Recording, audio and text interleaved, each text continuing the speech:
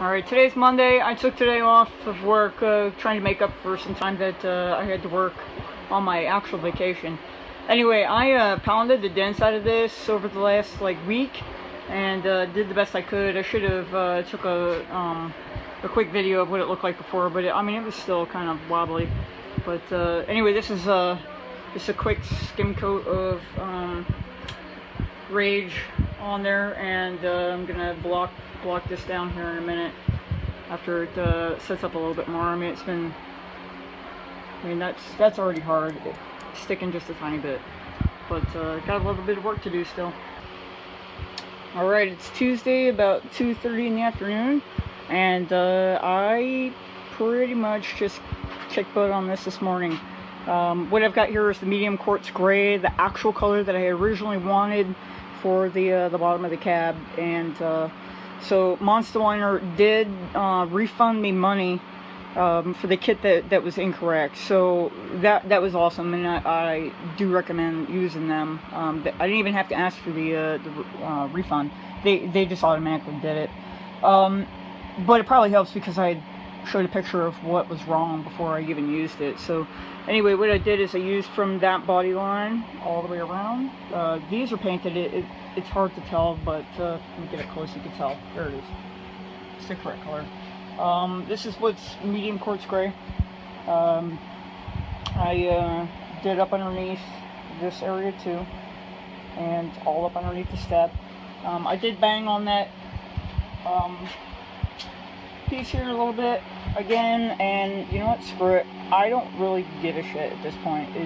Yeah, it's gonna look a little funny when I put the door back on, but this is pretty damn thick and it's just not moving. I just can't get it to work.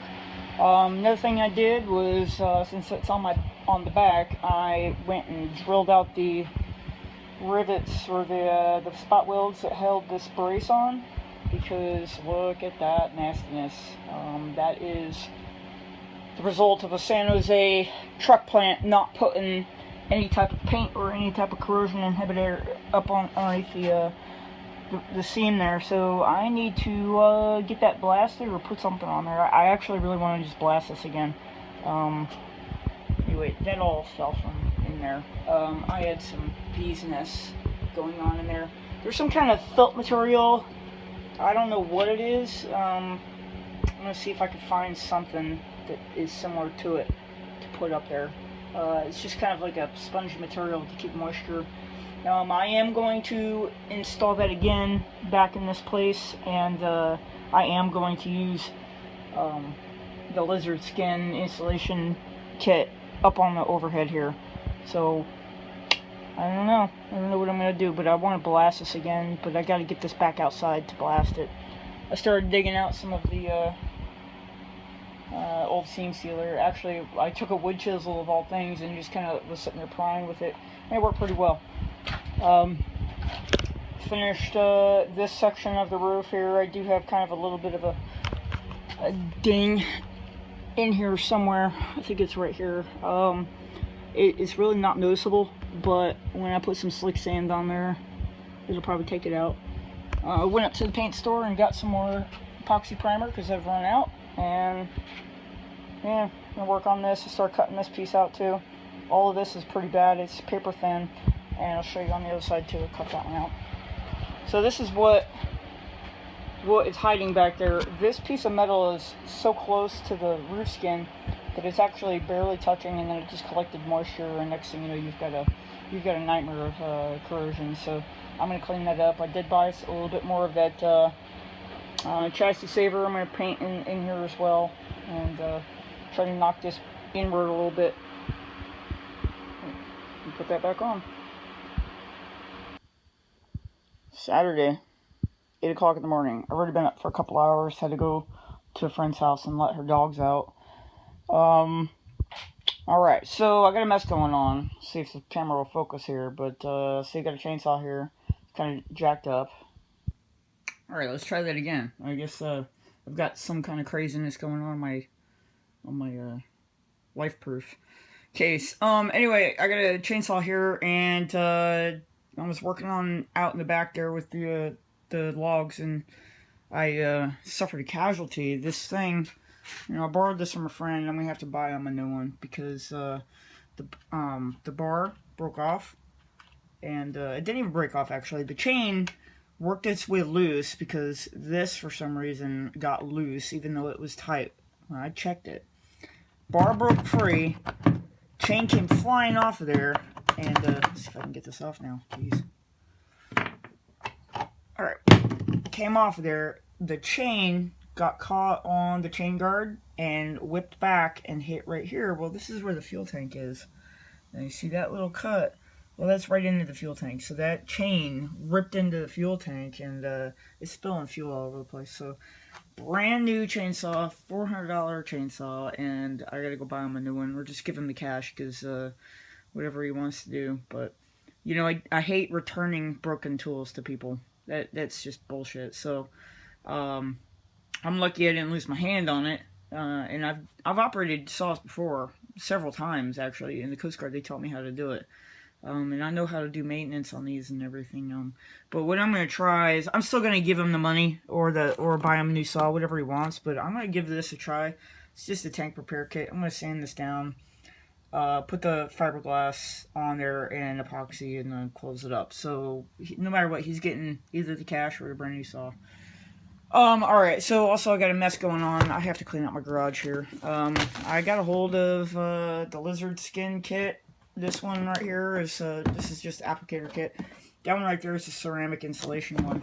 I did buy the other one too, the sound deadening one, but I checked my email and it says that it's damaged in shipment. So it was supposed to be here almost a week ago, and it still hasn't showed up, and I'm waiting for the company to get back to me. I did buy it from Jegs. It was about $140 for that 2-gallon pan, and another $140 for the other sound deadening system. So that's what I've got going there. And I showed you a couple seconds ago on the other video about this. Well, I'm gonna go ahead and flip this thing back. What I really want to do is I want to get out there with the blaster and blast this off, because this is pretty bad. This is yeah, I could use OSFO, I could do all that, but look at the flaky crap down there. And I kind of want to get in here as well as much as possible. I am going to have to put some kind of rust inhibitor up in there. I'm going to kind of take my hammer and bash that this way just a tiny bit, so when I do put the new piece of metal in here, it's not going to touch and not going to rust out within the next like 20 years. Alright, well, I got a little bit of a hurry because it's hot and I gotta go take care of my friend's dogs for a little bit. So anyway, I've got a tree of stuff just hanging everywhere. I've got fenders, I've got the hood, steering column, and yeah, here's the inside of the roof for the cab. I got that cleaned up and put epoxy in there. So far everything looks okay. I mean, I'm gonna take a look here at the hood. You can see it got crunched right here. On part of it as well. On the top side it got crunched, but I didn't blast the top side yet because my hose on my blaster blew out. Something I got going on here, this is on the driver's side. This is pretty nasty right here, and in order for me to just replace this section, I'm going to see if somebody has just this section of the fender that's not busted up like mine.